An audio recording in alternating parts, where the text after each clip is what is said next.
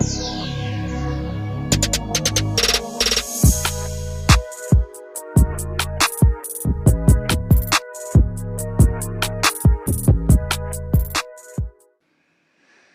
यीशु मसीह के पवित्र, अतुल्य, अनुग्रहकारी और मीठे नाम में आज का दिन आप सबके लिए बहुत बहुत मुबारक हो। प्रभु आप सबको आशीष दे। मुझे बड़ी खुशी है कि एक और बार परमेश्वर ने मुझे इस प्लेटफॉर्म के ऊपर अपने पवित्र वचन को शेयर करने के लिए मुझे एक अनुग्रह दिया। मैं पास्टर परम जी के लिए और हमारी प्रिय आदरणीय बहन के लिए और पूरी फैमिली के लिए और जितने भी इस ग्रुप में मेरे भाई बहन, बुजुर्ग बच्चे जुड़े हैं, वृद्ध लोग जुड़े हैं, उन सबके जीवन के लिए प्रभु की स्तुति करता हूँ। और मैं यीशु के नाम में आज का दिन आपके लिए मुबारक कहता हूँ। सो आइए हम सबसे पहले प्रार्थना करें और उसके बाद हम आज के वचन की ओर चलेंगे। करुणामय पिता परमेश्वर, मैं आपको धन्यवाद देता हूँ कि आपने मुझ पर यह अनुग्रह किया प्रभु की आपके बेटे बेटियों के साथ एक और बार आपके जीवित और पवित्र वचन को बांट पाऊं। होने दीजिए प्रभु जी, ये वचन जो आज हम सुने हमारे हृदय की मांस रूपी पट्टियों के ऊपर खुद जाए और हम इस वचन के अनुसार ढलते चले जाएं। ये भी अनुग्रह देना प्रभु कि प्रभु हम आपके वचन का आदर कर पाएं और इस रीति से आदर की उससे अपने जीवनों में ग्रहण कर पाएं। प्रभु मैं धन्यवाद देता हूं आज की शाम के लिए और मेरी हृदय की विनती और प्रार्थना है। बाइबल में लिखा है जब प्रभु का वचन खुलता है तो प्रकाश होता है। आज आपका वचन खुलने से सुनने वाला हर जीवन प्रकाशमान हो। धन्यवाद प्रभु, आप विनतियों को सुनते और उत्तर देते और ये विनती आए पिता आपके पुत्र हमारे उद्धार करता प्रभु यीशु के नाम से मांग के पाते हैं, आमीन। Thank you. प्रभु आपको आशीष दे। जो लाइव इस समय देख रहे हैं उनमें से कोई भी व्यक्ति जो है वो हमें बता सकते हैं क्या मेरी आवाज़ उनको क्लियर सुनाई दे रही है? आप कमेंट कर सकते हैं। अगर ऐसा है तो उसके बाद हम लोग वचन को शुरू कर सकते हैं। यस, हम निकालेंगे रोमियो की किताब 12 अध्याय और उसका 2 पद। और अगर आप बाइबल आपके पास है तो आप मेरे साथ इस हिस्से को निकाल करके पढ़ सकते हैं। रोमियो की किताब 12 अध्याय 2 पद। यहां लिखा है, इस संसार के सदृश न बनो, परंतु तुम्हारे मन के नए हो जाने से तुम्हारा चाल चलन भी बदलता जाए, जिससे तुम परमेश्वर की भली और भावती और सिद्ध इच्छा अनुभव से मालूम करते रहो। दोबारा पढ़ूंगा। यहां लिखा है, इस संसार के सदृश ना बनो, परंतु तुम्हारे मन के नए हो जाने से तुम्हारा चाल चलन भी बदलता जाए, जिससे तुम परमेश्वर की भली और भावती और सिद्ध इच्छा अनुभव से मालूम करते रहो। प्रभु आपको आशीष दे। मैं एक छोटा सा संदेश आपके साथ शेयर करना चाहता हूं और मैं चाहता हूं कि हम पूरी गंभीरता के साथ इस वचन को सुने और इसके ऊपर मनन करें। मेरे प्रिय भाई बहनों, रोमियो की किताब में उसके 12 अध्याय के 2 पद में हमने पढ़ा, यहां लिखा है, तुम्हारे मन के नए हो जाने से तुम्हारा चाल चलन भी बदलता जाए। दोबारा मैं चाहता हूं कि आप इस लाइन के ऊपर दोबारा से ध्यान दें। यहां लिखा है, मन के नए हो जाने से तुम्हारा चाल चलन भी बदलता जाए। मन का नया होना। मैंने पिछले दिनों में एक संदेश दिया था और संदेश ये था, अगर आप इज़राइल को चेक करें तो उसका मैप आज भी कंप्लीट नहीं है। यरूशलेम आज भी इज़राइल की राजधानी नहीं है। जब इज़राइली लोग मिस्र की गुलामी से बाहर निकले और ये लोग कनान में गए, तो बाइबल कहते हैं कि इससे पहले ये कनान में पहुंचते परमेश्वर ने मूसा को कनान की बाउंड्रीज बताई कि कनान का मैप कैसा होगा, उसकी बाउंड्रीज क्या होंगी, उसको उसकी सीमा पे कौन सा देश लगेगा, कौन सा समुद्र उनकी सीमा पे लगेगा। तो बाइबल में देख सकते हैं परमेश्वर ने मूसा को इज़राइल की यानी कनान की बाउंड्रीज को बताया था। आप व्यवस्थापन की किताब आखिरी अध्यायों को पढ़ेंगे तो आपको वहां पता चलेगा। बाइबल ये कहती है कि इज़राइली मिस्र की गुलामी से कनान में पहुंचे, और परमेश्वर का पवित्र वचन इस प्रकार से कहता है कि जब ये लोग कनान में गए, आप ध्यान से बाइबल को पढ़ेंगे तो यहोशू की किताब में आप देख सकते हैं, एक बार यहोशू ने इस प्रकार से कहा, यहोशू की किताब 18 अध्याय और उसका 2 पद, और इज़राइलियों में से 7 गोत्रों के लोग अपना अपना भाग पाए बिना रह गए। पद नंबर 3, तब यहोशू ने इज़राइलियों से कहा, जो देश तुम्हारे पूर्वजों के परमेश्वर यहोवा ने तुम्हें दिया है, उसे अपने अधिकार में कर लेने में तुम कब तक ढिलाई करते रहोगे। परमेश्वर ने इज़राइलियों के कनान में पहुंचने से पहले उनका लैंड कैसा होगा, उनका देश कैसा होगा, उसका मैप क्या है, परमेश्वर ने मोसेस को दे दिया था। परमेश्वर ने सीमाएं बताई थी, तुम्हारी सीमाएं क्या क्या हैं, कौन सी बाउंड्रीज तुम्हें लगेंगी। एक एक चीज परमेश्वर ने मोसेस को बताई।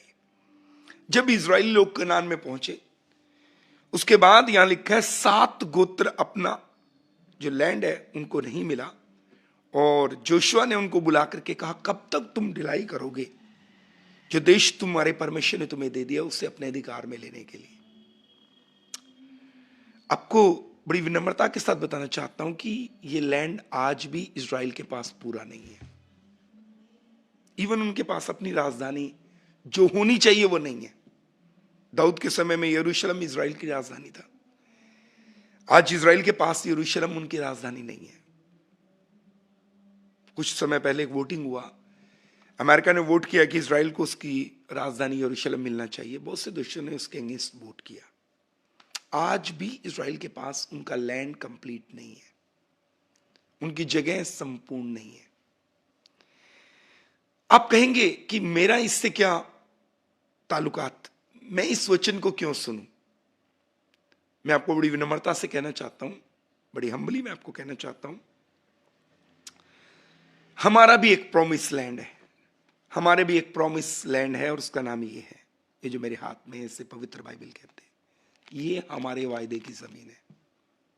परमेश्वर ने इसमें हमसे हजारों वायदे किए, लेकिन जैसे इज़राइली बिना कुछ गोत्र बिना भाग पाए रहे थे, और हालांकि आज तक बहुत से ऐसे एरिया हैं इज़राइल के जिनके ऊपर इज़राइल का अधिकार नहीं है, जो कि इज़राइल के हैं।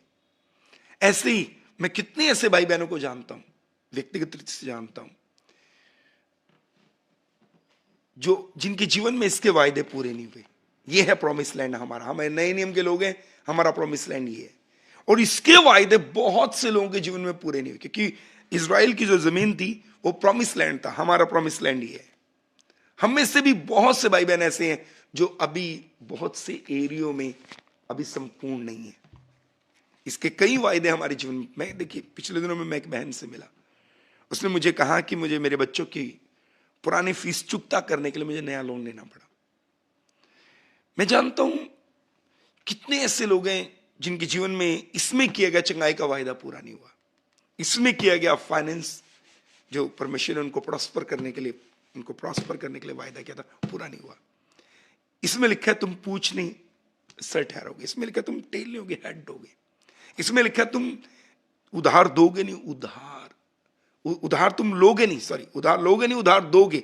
इसमें लिखा है वो सवर्ण 28:1 में, अगर तू अपने परमेश्वर की आज्ञाओं को माने तो परमेश्वर तुझे धरती की सारी जातियों से श्रेष्ठ करेगा। उसी की 28:8 में लिखा है प्रभु तेरे हाथ के काम को बरकत देगा। 12 में लिखा है तू उधार लेगा नहीं उधार देगा। और अगली आयतों में लिखा है 13 और 14 आयत अगर आप पढ़े, तू टेल नहीं होगा तू हेड होगा, तू पूछ नहीं होगा तू सर होगा। आज भी बहुत से लोग हैं जो परमेश्वर के वचन में जो प्रॉमिसेस किए, ये प्रॉमिस लैंड है हमारा बाइबल। बहुत से भाई बहन हैं जिनके जीवन में इसके वायदे पूरे नहीं हुए। उसका सबसे बड़ा कारण क्या है? उसके 7 कारण है, 5 और 2 7, 5 और 2 7, 7 कारण है उसके, जो प्रभु ने मुझे बताए। मैं सिर्फ एक के ऊपर आपके साथ आज मनन करना चाहूंगा। उन 7 कारणों में से एक के ऊपर हम लोग मनन करेंगे। और वो एक कारण जो मुझे समझ में आया वो है, हारी हुई मानसिकता। 10 मिनट का संदेश है, छोटा सा संदेश है, लेकिन मैं चाहता हूं आप इसको ध्यान से सुने। उसका अर्थ है हारी हुई मानसिकता। हारी हुई मानसिकता, देखिए, जो युद्ध भूमि है जहां पर शैतान आकर हमसे लड़ता है, जो युद्ध भूमि है वो ये मस्तिष्क है, मन है, माइंड है। हमारा मन युद्ध भूमि है, ये बैटलफील्ड है, यहां के लड़ता है वो। जब गोलियत और दाऊद का लड़ाई हुआ, गोलियत ने दाऊद के ऊपर भाला नहीं फेंक के मारा, तलवार नहीं चलाई इसके ऊपर, उसने उसके ऊपर पत्थर उठा के नहीं फेंका। गोलियत ने दाऊद के ऊपर शब्दों से वार किया। हिंदी के बाइबल में लिखा है गोलियत दाऊद को अपने देवता का नाम लेके कोसने लगा। बाइबल में तो नहीं लिखा, लेकिन कुछ थियोलॉजियंस ऐसा कहते हैं कि गोलियत ये कह रहा होगा कि मेरी हाइट को देखा, अब इससे जान लेना मेरा देवता कितना बड़ा होगा। दाऊद ने उसका रिप्लाई दिया। दाऊद ने कहा मैं सेनाओं के यहोवा के नाम से आता हूं।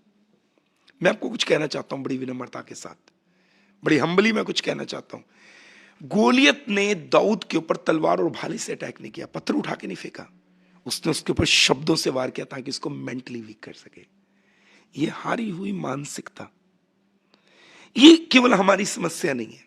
आप अब्राहम को देखिए, परमेश्वर ने 7 वायदे किए। परमेश्वर ने जब अब्राहम को बुलाया, उत्पत्ति की किताब 12 अध्याय 1 पद को जब आप पढ़ेंगे, परमेश्वर ने जब अब्राहम को बुलाया, बुला करके परमेश्वर ने उससे 7 वायदे किए। पहला वायदा, परमेश्वर ने अब्राहम से कहा मैं तुझसे एक बड़ी जाति बनाऊंगा। दूसरा वायदा, मैं तुझे आशीष दूंगा। तीसरा वायदा, तेरा नाम महान करूंगा। चौथा वायदा, तू आशीष का मूल होगा। पांचवा वायदा, जो तुझे आशीर्वाद दे उन्हें मैं आशीष दूंगा।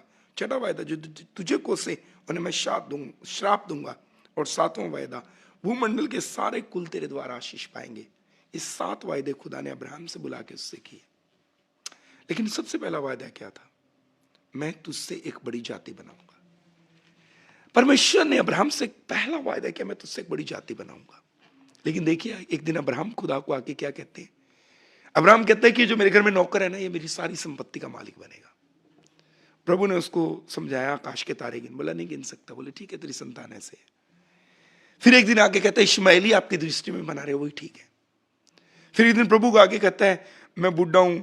उसकी पत्नी भी कहती है कि सारा जो इतनी बुढ़ी होगी उससे बच्चा पैदा हो सकता है। यह हारी मानसिकता है। जब प्रभु ने कहा क्यों नहीं हो सकता, जब प्रभु ने बोला क्यों नहीं हो सकता। प्रभु ने कहा था आकाश हो गया। प्रभु ने कहा था समुद्र के अंदर मछली हो जाए, हो गई।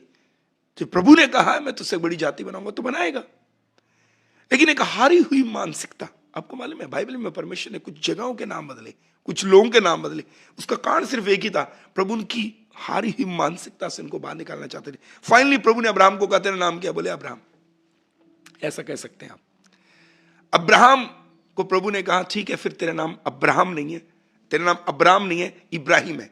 अब्राहम का अर्थ होता है एक बच्चे का बाप, इब्राहिम का अर्थ होता है जातियों का बाप। प्रभु ने पूछा तेरी पत्नी का नाम क्या है? सारे का अर्थ होता है एक बच्चे की मां, सारा का अर्थ है जातियों की मां। प्रभु ने दोनों का नाम बदल दिया। आज से तुम्हारे नाम चेंज। मालूम है क्यों? क्योंकि पहले सारा जब ये कहते हो कि अब्राहम, तो एक्चुअल में वो ये कह रही थी पहले हे एक बच्चे के बाप। प्रभु कहता अब इब्राहिम है। अब जब सारा कहते हैं इब्राहिम, तो वो कहते होगी हे जातियों के बाप। पहले अब्राहम कहता होगा सारे, वो कहता होगा हे एक बच्चे की मां। अब वो कह रहा है सारा, यानी वो अपने उस नाम के थ्रू ये घोषणा कर रहा है हे जातियों की मां। प्रभु ने इसलिए नाम बदले ताकि उनकी सोच बदले, वो हारी मानसिकता से बाहर आए। नेल्सन मंडेला ने कहा जो आप सोचते हैं वो आप बोलते हैं, जो आप बोलते हैं एक दिन आप वो बन जाएंगे। और मैं ये कहता हूं आप वो मत बोलो जो आप देख रहे हैं, आप वो बोलो जो आप देखना चाहते हैं। बड़ी विनम्रता से कहना चाहूंगा, परमेश्वर ने उनके नाम बदले। याकूब का नाम याकूब क्यों बदला प्रभु ने? वो कहता है मेरा नाम याकूब है। याकूब का अर्थ है अड़ंगा लगाने वाला, धोखेबाज। प्रभु ने कहा इज़राइल है तेरा नाम।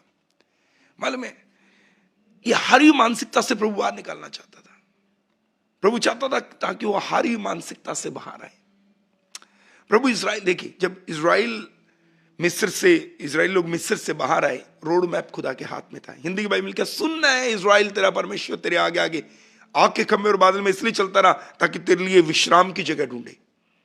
रोड मैप खुदा के हाथ में था। अब सोचिए, जब रोड मैप खुदा के हाथ में, काहे को प्रभु उनको समुद्र के किनारे ले जाके खड़ा कर दिया प्रभु ने? मालूम है क्यों? ताकि उनकी हारी मानसिकता से बाहर निकाले। 400 साल से ज्यादा गुलाम थे वो। मैं आपको बताना चाहता हूं, बड़ी विनम्रता से सुनिएगा।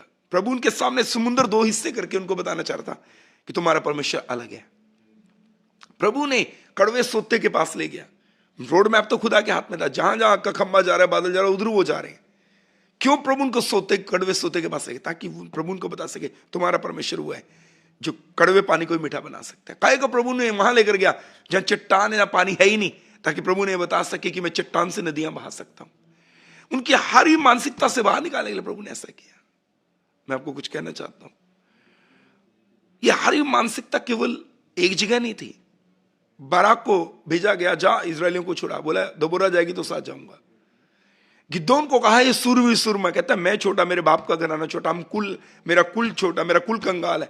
वो अपनी अयोग्यताओं को गिनने लगा। प्रभु उसको शूरवीर सूरमा कह रहा है, वो अपनी अयोग्यताओं को गिन रहा है। मालूम है, ये हारी मानसिकता है, यार ये मानसिकता है। मैं कुछ कहना चाहता हूं आपको बड़ी विनम्रता के साथ। हारी हुई मानसिकता से बाहर, ये युद्ध भूमि, यहां आगे लड़ेगा शैतान। अगर आप यहां जीते तो आप जीतेंगे। बुजुर्ग लोग कहा करते थे, मन के जीते जीते मन के हारे हार। ये हारी मानसिकता से बाहर कैसे आना है? ओके, मैं बड़ी विनम्रता के साथ, इससे पहले कि हम आगे बढ़े, वचन समाप्त करने से पहले आपके सामने सिर्फ एक बात रखना चाहता हूं। हमारे अंदर 3 चीजें हैं, देह, प्राण, आत्मा। और ये देह, प्राण, आत्मा में आपकी, जब आपने प्रभु यीशु को अपना मुक्तिदाता कबूल किया तो आपकी आत्मा का उद्धार हो गया। आपकी आत्मा बच गई है, आपकी आत्मा बच गई है। लेकिन पौलुस कहते हैं अपने उद्धार का काम पूरा करते जाओ। तो जब आत्मा बच गई है तो फिर कौन सा काम करना है? पौलुस कहते हैं अपने उद्धार का काम पूरा कर। जब आपने प्रभु को ग्रहण किया, अपने पापों से पश्चाताप किया, बपतिस्मा लिया, पवित्र आत्मा का दान पाया, आपकी आत्मा का उद्धार हो गया। पौलुस कहता है शरीर को मैं मारपीट कर अपने वश में करता हूं। मारने करते नहीं कि वो थप्पड़ मारता था, मारने करते कंट्रोल करता था पवित्र आत्मा की लीडिंग और गाइडेंस में। अब मन का क्या करें? बाइबल में लिखा मन सब वस्तुओं से अधिक धोखेबाज है। बाइबल में लिखा मन के चलाए नहीं चलना। आत्मा का उद्धार हो गया, शरीर को पौलुस कहता है कंट्रोल कर लेंगे, लेकिन मन का क्या है? ये मन को समझाना है। ये युद्ध भूमि, ये युद्ध भूमि, ये बैटलफील्ड। यहां पर लड़ाई कैसे होती है मैं आपको बताता हूं। अकॉर्डिंग टू बाइबल आपके मन को विचार भी कहते हैं, इच्छा भी कहते हैं, अभिलाषा भी कहते हैं। एक लेवल पे जाके इसको शैतान भी कहा जा सकता है। इसलिए बाइबल में लिखा मन के चलाए ना चलो। अब आत्मा का उद्धार हो गया, शरीर को पौलुस कहता मारपीट कर अपने कंट्रोल में कर सकते हैं, यानी पवित्र आत्मा के द्वारा कंट्रोल कर सकते हैं। वो लिटरली मारने की बात नहीं कि डंडे से मारे। लेकिन मन का क्या है? अब याद रखना, मन को इच्छा भी कहते हैं, विचार भी कहते हैं। अब हमारा जो मन है उसमें विचार रहते हैं हमेशा। पवित्र आत्मा कभी भी आपकी बॉडी को डायरेक्ट कमांड नहीं कर सकता। हमारे बॉडी में 5 सेंसेस हैं, 5 इंद्रियां कहते हैं उसको। नाक से आप सुनते हैं, जीभ से आप टेस्ट करते हैं, आंख से आप देखते हैं, कान से आप सुनते हैं, हाथ से आप स्पर्श करते हैं। 5 सेंसेस हैं। ये 5 सेंसेस को आपका आत्मा डायरेक्ट कमांड नहीं कर सकता। पवित्र आत्मा डायरेक्ट कमांड नहीं कर सकता। आपके शरीर को पवित्र आत्मा डायरेक्ट कमांड नहीं कर सकता, तो उसको मन के थ्रू जाना पड़ता है, क्योंकि मन में विचार है। ओके, आपके मन में पवित्र आत्मा ने डाला कि बाइबल पढ़ो, तो अब याद रखना, पवित्र आत्मा ने आपके मन में एक विचार डाला कि बाइबल पढ़ो, तो आपकी 5 सेंसेस ने आपके मन के उस कमांड को फॉलो किया। आपका हाथ बाइबल उठाने लगा और आपकी आंख उसको पढ़ने लगी।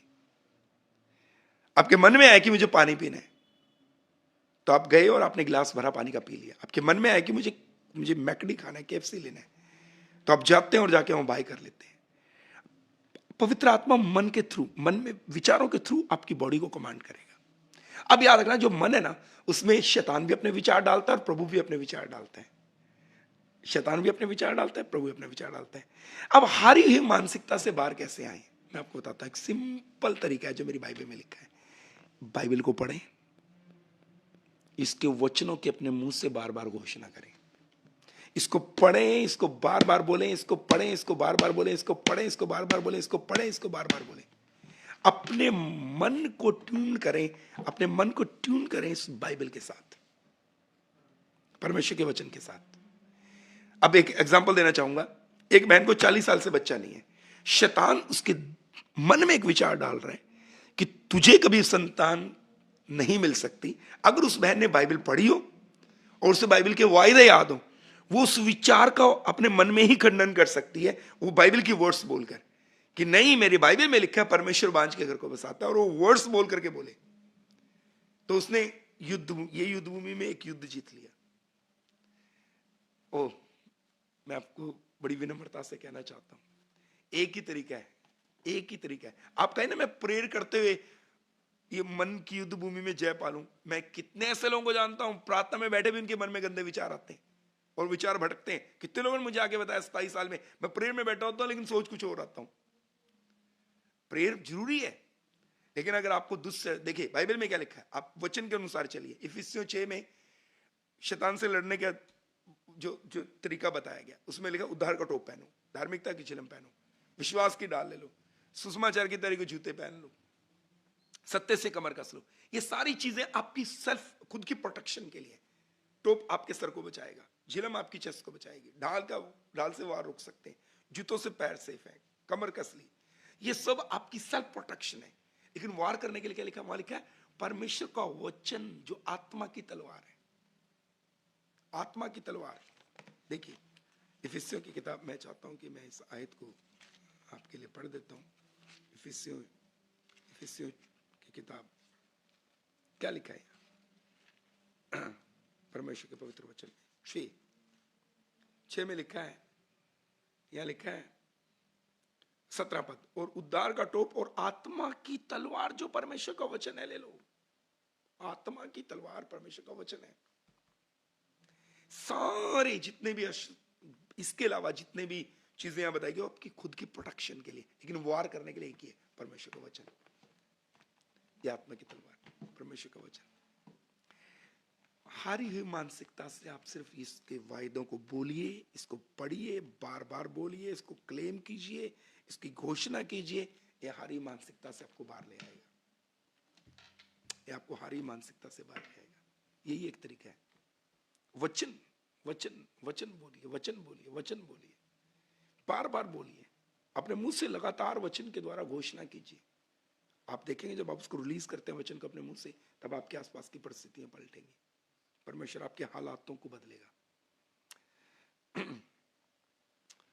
मैंने ऐसा सुना, एक प्रभु के दास ने बताया, अमेरिका में ना भेड़िए, उनकी प्रजाति खत्म हो रही थी। तब अमेरिका ने एक स्कीम निकाली कि ठीक है, जो कोई एक भेड़िया पकड़ के लाएगा ना, उसको $50 मिलेंगे।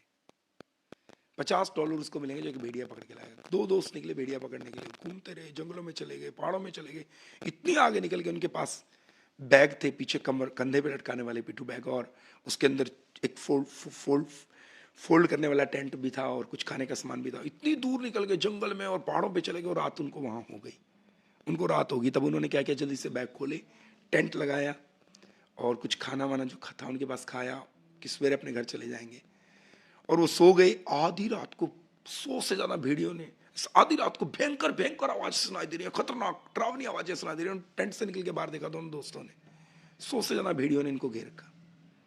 100 से, मैंने प्रभु के एक दास से सुनी थी बात, 100 से ज्यादा भेड़ियों ने उन्हें घेरा हुआ है।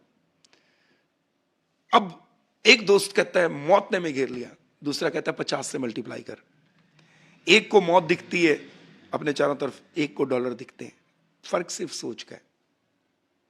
हारी हुई मानसिकता से बाहर आप आ सकते हैं अगर आप परमेश्वर के पवित्र वचन को क्लेम करते हैं।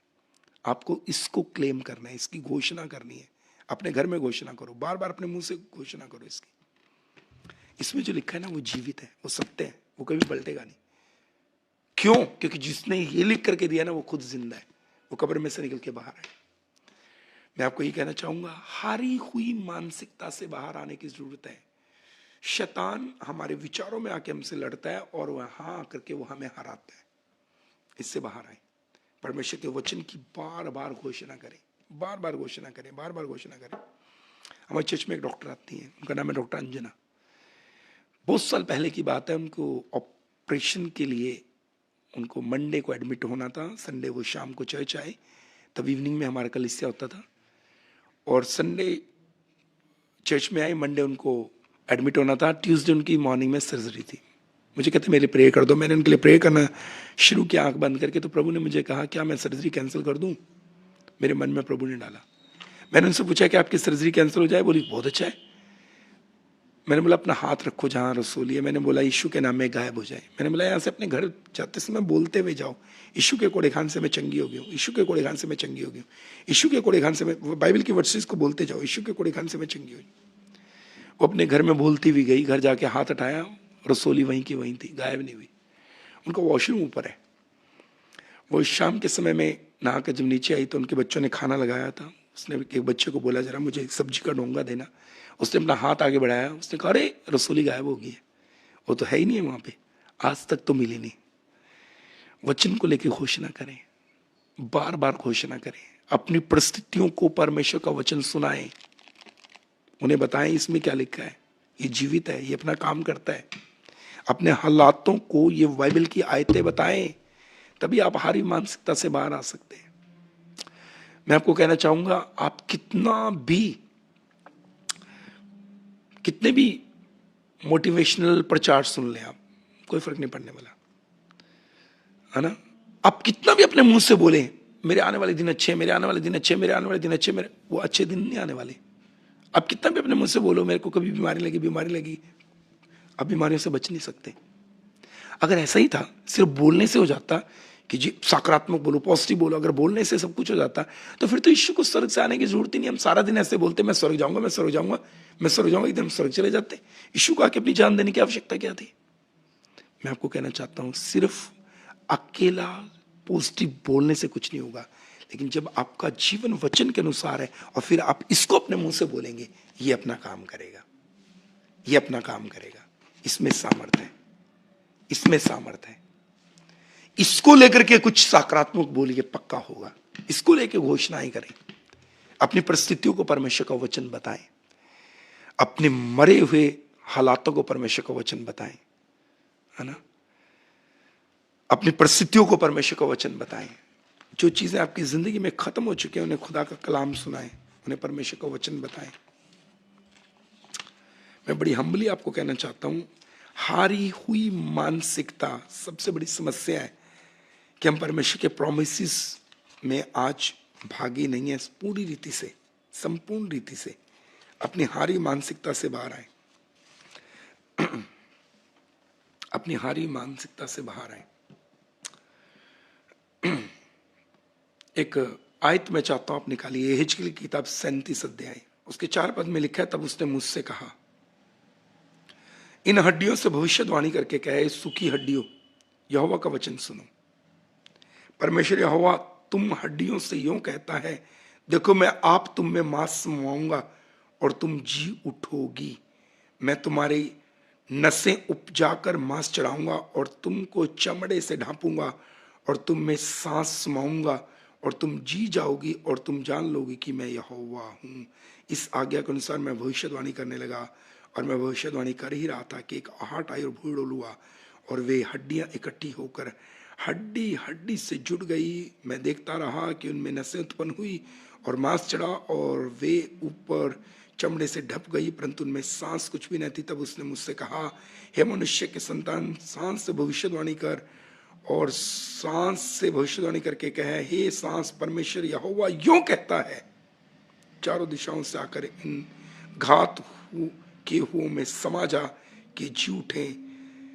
उसकी इस आज्ञा के अनुसार मैंने भविष्यवाणी की, तब सांस उनमें आ गई और वे जी कर अपने अपने पांवों के बल खड़े हो गए और एक बहुत बड़ी सेना हो गई।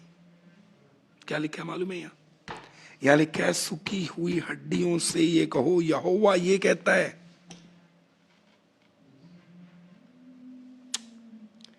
5 पद में लिखा है, यहोवा तुम हड्डियों से यूं कहता है, देखो मैं आप तुम में मांस समाऊंगा और तुम जी उठोगे। यहोवा ये कहता है, इन हड्डियों से कहो यहोवा ये कहता है। तो इस बाइबल में तो कितनी जगह यहोवा ने बहुत कुछ कहा। तो आप बोलिए ना अपने फाइनेंस, आपके फाइनेंसेस के लिए यहोवा ने इसमें बहुत कुछ कहा है। हिजकिय्याह ने सुन करके उन सूखी हड्डियों से बोला, वो हड्डियां जुड़ गई, नसें आ गई, मांस आ गया, वो उनमें जीवन आ गया। आप भी अपनी मरी हुई हड्डियों से, यहाँ आपकी जो जिन स्थितियों परिस्थितियों से आप गुजरे उनके लिए इस बाइबल में बहुत से प्रोमिसेस हैं। आप भी भविष्यवाणी कर दो, वो हेजकेल ने कोई नई बात तो नहीं बोली, उसने यही कहा ना यहोवा कहता है, यहोवा का नाम लेके भविष्यवाणी की उसने। आप भी इस वचन को लेके बोल दो, कुछ अपनी बीमारी को बोलो। परमेश्वर का वचन ये कहता है कि यीशु के कोड़ेखान से मैं हम चंगे किए गए, तो यीशु के कोड़ेखान से मैं चंगा हो गया। बोलो, वचन को बोलो आप। एक ही चीज है जो आपकी हारी मानसिकता से आपको बाहर निकाल सकता है, वो परमेश्वर का वचन। वो आपकी हर मरी दशा से आपको बाहर निकाल सकता है, वो है परमेश्वर का वचन, क्योंकि जीवित है, प्रबल है। ये जीवित है, प्रबल है। तुम्हारे मन के नए जो हो जाने से तुम्हारे चाल चलन बदलता जाए। माइंड का रिन्यू होना बहुत जरूरी है। बहुत से लोग प्रभु में आ गए पर उनका मन नया नहीं हुआ, हारी हुई मानसिकता लेकर प्रभु के पीछे चल रहे हैं। मैं आपको कहना चाहता हूं, आपका परमेश्वर जय का परमेश्वर है।